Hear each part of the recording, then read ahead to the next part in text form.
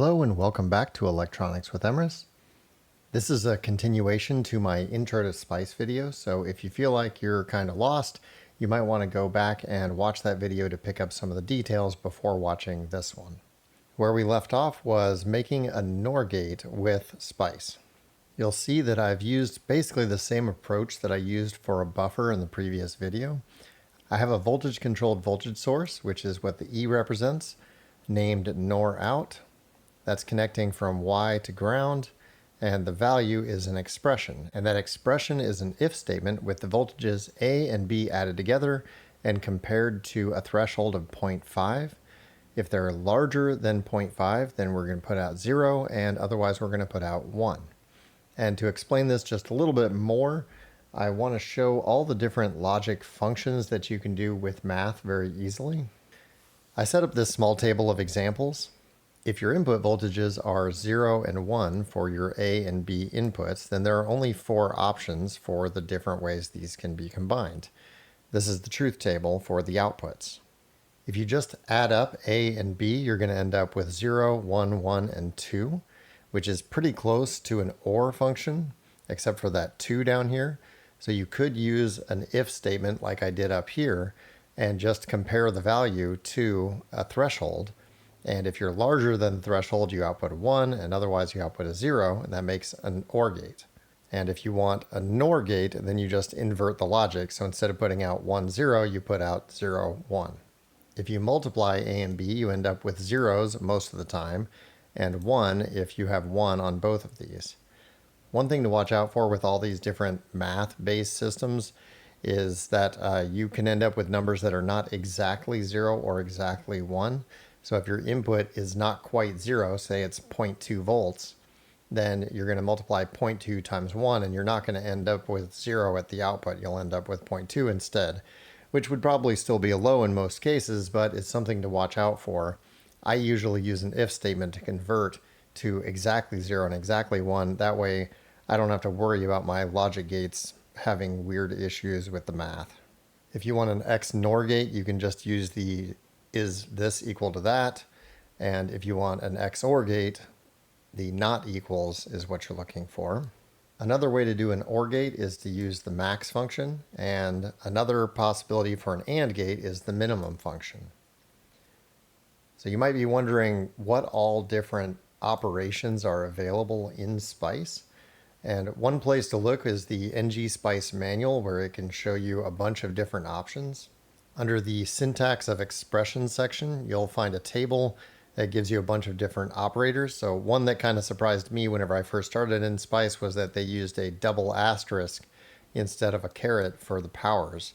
And some simulators will use the caret and some won't recognize it, so it's a good idea to use this instead if you're going to use powers. Going down a few more pages, you find the built-in functions list, and this includes the min and max functions. Getting back to my subcircuit, this is a very simple circuit. So let's go ahead and test this out in all of our different simulators. I'm not going to make you watch me put this into each simulator, but I can run the simulations and observe the output. In LTSpice, we see that we put in 0, 0 and get out a 1, and otherwise we get a 0 out.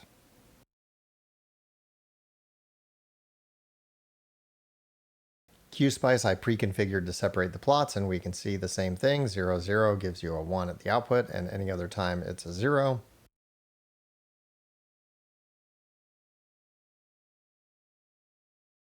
Similarly in Tina, I automatically separated the traces, and we can see that anytime we have a 0 and a 0 on the input, then we get a 1 output, and anything else is a 0.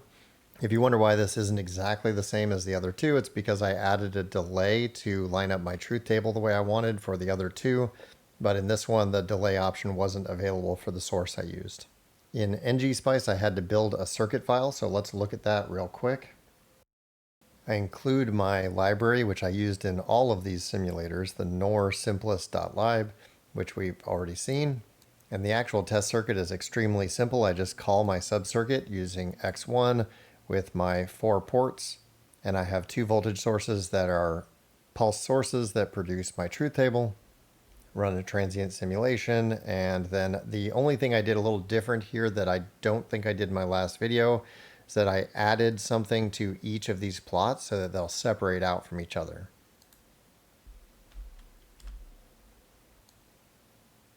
Whenever we look at the plot here, we can see that y is going from 0 to 1, but then b is from 2 to 3, and a is from 4 to 5, and that's because I added 2 and 4 respectively to the signals, just so they would separate from each other and it would be a little easier to look at them. The actual results of the simulation are still zeros and ones. This is only a visual change. But you can see that a 0 and a 0 makes a 1, so the NOR gate works the same in all 4 of these simulators. So now let's move on and create a latch with this and see how it behaves. I've got the Wikipedia page open for flip-flop, and specifically I'm in the section for SR NOR latch. You can see that there's a couple of animations showing how an RS latch works, and I really like these. They make it easy to understand. When you force the S input high, then the Q output goes high and the Q bar goes low. Whenever you set the R input high, then the Q bar output goes high and the Q output goes low. The thing that makes a latch or a flip-flop unique for combinational logic is that the output becomes part of the input to the circuit. I built a little truth table to show how an SR latch works. There are basically 3 different states that this can operate in. If both the inputs are low, then the output is going to remain the same. So if the output was low previously, then it will continue to be low after that happens. If the set input is low and the reset input is high, then that's the reset state, and it doesn't matter what state your output was in previously, the next state will be 0. Similarly, if your set input is high and your reset input is low, then the output will be forced into the high state next. This last state I put an X on because this is a state that you're really not supposed to go into. You can see on the website over here they call that not allowed. If you hold both inputs high, then the outputs will be low. However, whenever you release these outputs, if you release them at the same time, then you won't know what state the output is in. Because if you look back at the NOR gates, the output being low means that the input to the opposing one is also low. And whenever both of these S and R inputs are low, if all 4 of these inputs are low, then both outputs should be high. But if one of the outputs is high, then it forces the other one low, and this creates a bit of a paradox. Sometimes people call this a metastable state or an unstable state. In the real world, generally what's going to happen is the output is going to pick one of the 2 states and it's going to go to that. And usually it will be very consistent. If you release R and S at the same time, it will always go into either high or low. And that's because of inconsistencies in how things are built and the random nature of the world. But in a simulator, we don't have those inconsistencies, so the simulator won't really know what to do in that circumstance. Let's go ahead and build an SR latch in Spice. I'm going to be using the same NOR subcircuit that we already built. So I already put this together in QSpice. I just wired everything up so you can see exactly how I'm connecting things. I'm going to have QSpice actually make the netlist for me. So all I really had to do was label my nets. So I have the R input, the S input, Q output, and Q bar output.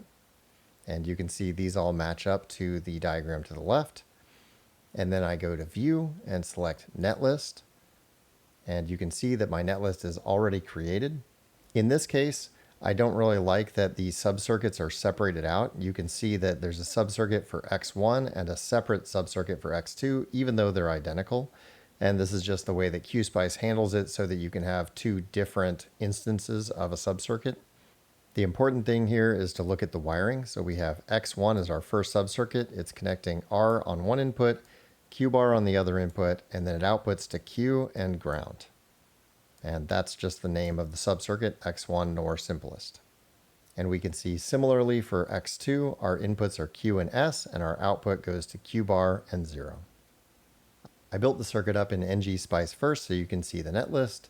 X1 connects R and Q bar to the inputs. X2 has S and Q at the inputs.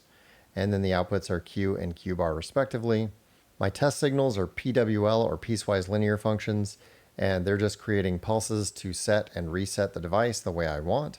So I'm going to be setting it at 1 microsecond, and then I'm going to be setting it again at 6 microseconds, and I'll reset it at 3 microseconds and again at 6. So basically it'll get set, reset, and then set and reset will fire at the same time. Just to mention it, you could take this single line that describes the NOR gate and put it directly into this file instead of using a subcircuit call. But what using a subcircuit allows me to do is to change out what type of NOR gate just by changing this library. And that lets me test out my circuit with multiple different options to see how it works. Let's go ahead and test this out in our different simulators. I went ahead and put together a simple test circuit into each of my different simulators. I used PWL sources to get my input signals. Tina lets you see a preview of what the signals look like, so we're going to have a pulse at 1 microsecond and another at 6 microseconds on the reset input. And then a pulse at 3 microseconds and another at 6 microseconds on the set input. The two pulses at 6 microseconds happen at exactly the same time. So let's start with LTSpice and see how it does. Uh-oh, LTSpice has an error. It says the time step's too small and there's a trouble with node Q. So it doesn't know how to solve this. Let's try another simulator.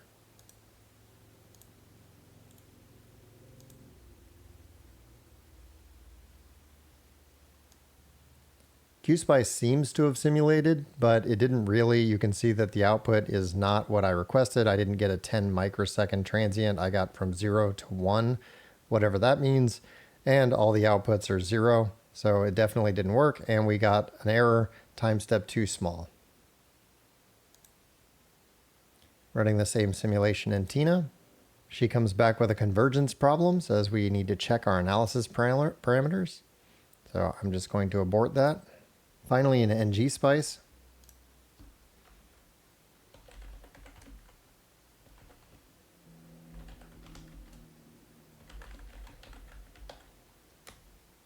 it looks like we got an error here too. It didn't finish the simulation, and it says that the time step is too small, and then it says there's no such vector.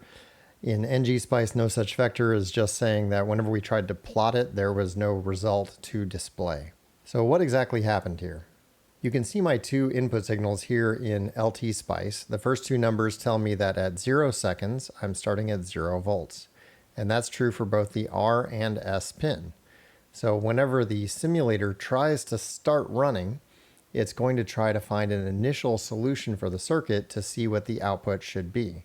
And with both inputs being 0, as we previously discussed, the output is unknown. We need the previous state of the output to be able to solve this. So immediately the simulator fails. I'm going to make one minor adjustment to all of these, and that's just to set the reset pin high only for 1 nanosecond at the start of the simulation.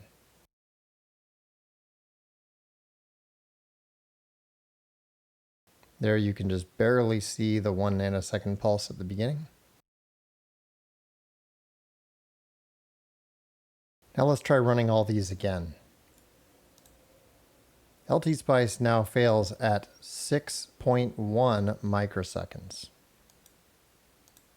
We can see that the output worked and the two inputs worked, but it fails right whenever those two input pulses happen at exactly the same time on the falling edge. Just like we had talked about, on the falling edge, if you do it exactly at the same time, the simulator won't know what to do because the output doesn't have a known output state under those conditions.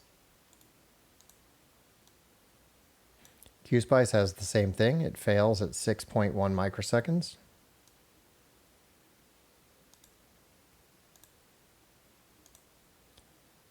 Tina shows an error, but we can see that 60% has completed. So if I press ignore here, then I'm going to get the possibility of getting a preview of the output before I cancel this. And you can see that the output is exactly like the others. Whenever these two go low at the same time, then the simulator doesn't know what to do.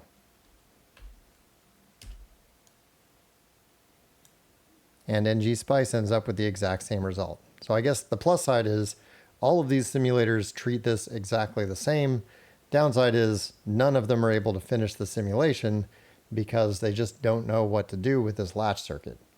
So if you run into a convergence issue whenever you're using Spice, this is one of the things to watch out for, that you might have a piece of your circuit that depends on a previous state, and the simulator runs into a condition where it's not able to figure out what to do next. Just to show how I could get this to work, I'm going to just add a tiny bit to one of the signals so that they have a slight imbalance whenever they're released.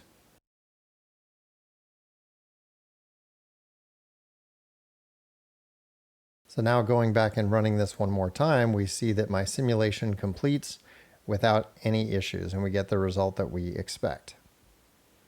QSpice gives us the result we would expect.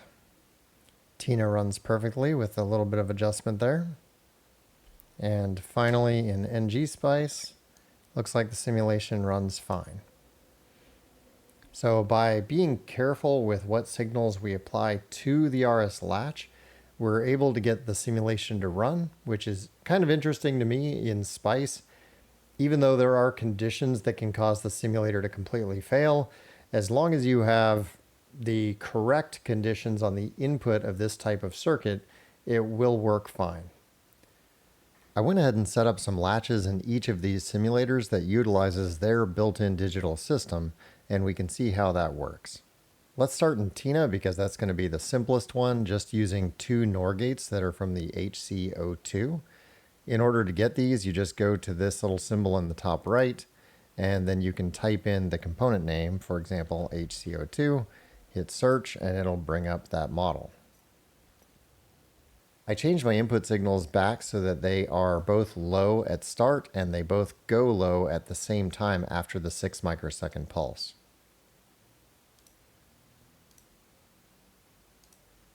Running the simulation, we see an interesting result. At the beginning, the simulator doesn't know what to do with the output, so it's oscillating it back and forth as fast as it can. When the set signal comes in, the output goes high and it stops oscillating. And we can see that the output remains high after that pulse happens, so it remains latched the way it should. Similarly, when the reset pulse comes in, the output goes low and it stays low after the reset pulse. And as we'd expect with a NOR latch, whenever both of these set and reset signals are high, the outputs are both low. And then we get the oscillation again whenever they're released. Going up to QSpice, I set up two types of latches, one using two NOR gates and another that's just an SR latch. You can find this SR latch under Behavioral, Flops, and you can find the NOR gate under Gates and OR 2-input NOR. Running the simulation, we get the top two results are from the NOR latch, and you can see that it's very similar to what Tina was doing with having oscillations on the time whenever it doesn't know what to do, and otherwise it operates correctly. The built-in SR latch circuit seems to handle things a little bit differently. It's low whenever it doesn't know what to do at startup, and then it's low again on the release. So it looks like it has a default state of low. Going up to LTSpice, I've set up the same thing I did in QSpice. Whenever I try to run the simulation though, it has a problem, it's not able to continue. And this is because of the NOR latch specifically. If I take that out, we can see that the built-in latch has a similar functionality to QSpice, where it has a default state at the startup and then a default state after the 6 microsecond pulses. Just to be clear here, I did find that the NOR gate latch would work the same way that it worked whenever I fixed it before, by changing the startup states and fixing the release time so that they would be staggered a little bit. But in this case, I'm looking at how the digital subsystem handles problems. Going over to QSpice, we need to look at a Spice file again. I don't want to spend a lot of time talking about this, but the system that I'm using is called Ngspice. Whenever you look in the Ngspice documentation, you can find a lot of information about Ngspice. It's basically just a system to allow you to have a digital backend tied into your analog circuits, or they call it mixed mode operation. Any Spice component that starts with an A is one of these types of models. Something you haven't seen yet is going to be an array. So this is an array of inputs. You can have basically as many inputs as you want on a NOR gate. And this is just one with 2 inputs. So I have in A, in B, and then the output is a single output. Same thing for A2. This .model statement gives some details about the logic function for the simulator to use. So this says that it's a digital NOR gate. It has a rising delay and a falling delay, and then an input loading. So this is the input capacitance, and then these are the delays to the output from the rising and falling edges. In Ngspice, digital signals are handled separately from analog signals. My input signals are analog voltages. You can see down here, I haven't changed them at all. These are just PWL functions, just like all the other simulators. And I still have the same output setup, except that I've renamed some signals. I've added _A for analog signals and _D for digital signals, just to separate them out in my code. I have what are called analog to digital and digital to analog bridges. There's 2 code models down here. I just labeled them as bridge 1 and bridge 2. The ADC bridge has an input low level of 0.5, so anything below 0.5 is a low, and it has an input high of 0.5, so anything above 0.5 is a high. The DAC bridge has an output state low of 0 volts and an output state high of 1 volt, with undefined states being 0.5 volts. So this is just a standard NOR latch, the same thing that I built before with my own circuits, but now let's see how it acts differently whenever we're using the Ngspice components.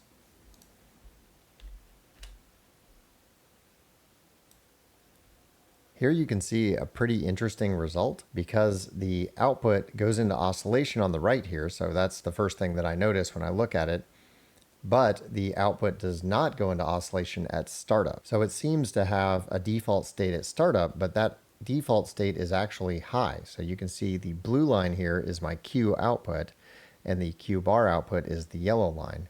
So I'm getting a high output at startup. And so whenever we send in the set pulse, the output remains high. And then whenever we send the reset pulse, it goes low. Both outputs are low whenever we send both at the same time, and then when we release both at the same time, it doesn't have a known state. It's going to go into an oscillation.